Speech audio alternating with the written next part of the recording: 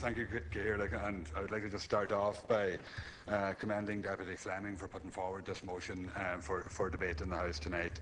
And I think it is very worthwhile and very timely, and that is, I think, something that we need to commit to, and we need to commit to changing the system that we have of donation at the minute.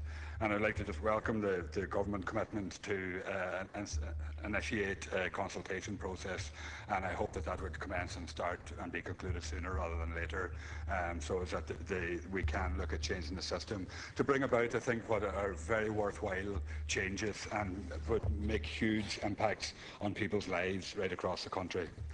I think the current situation in Ireland is that if you wish to become an organ donor after your death, you need to inform your next of kin of your intentions. And we have, the consent is never presumed, and even if the donor card has been signed, next of kin will always be asked for the consent for the organs to be donated. And if next of kin refuse, even though the card is there and signed, the donation doesn't take place.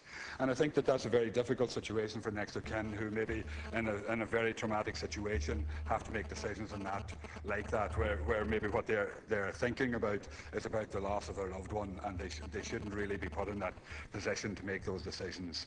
And I've noted over the last couple of nights of debate in relation to the opt-in or the presumed consent system, and whether that would be viable and work. And I think we have to look probably at the Spanish experience in relation to that, where in 1999 they introduced a presumed consent system, but it didn't actually increase the organ donation rates and didn't have the desired outcome.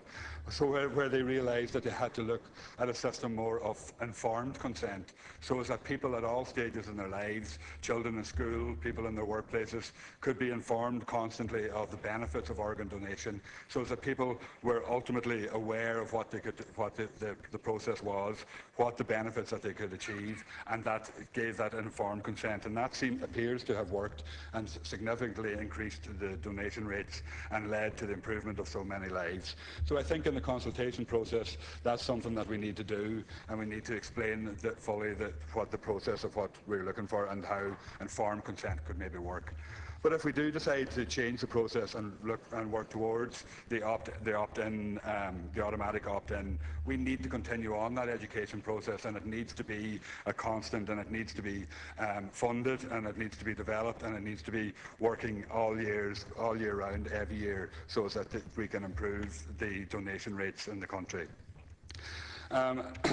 Currently, I think there's 650 patients awaiting transplantation around the country, and one deceased donor can assist 9 other people. So that makes a huge impact across many lives right across the country. And I think it's something that we need to recognise, and a system that we develop could greatly enhance that and greatly improve that.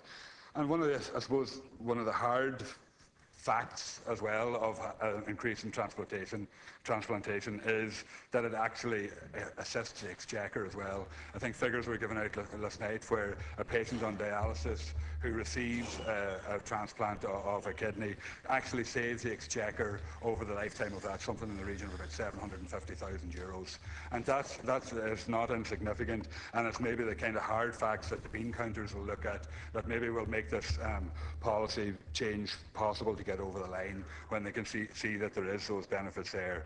But I think it's been a very worthwhile debate, and I think that we all should look forward to and participate in the consultation process that's commencing and look to see the situation changing here.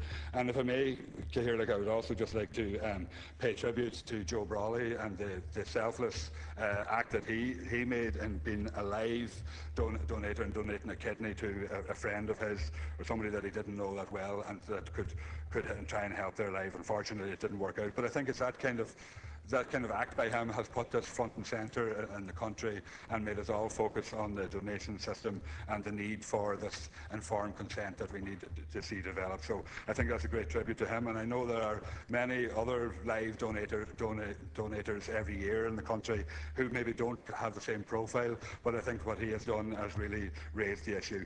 So I think it's something we need to do. I think we need to have informed consent, and I look forward to the consultation process starting, and I'd like to see this change taking place. Thank you.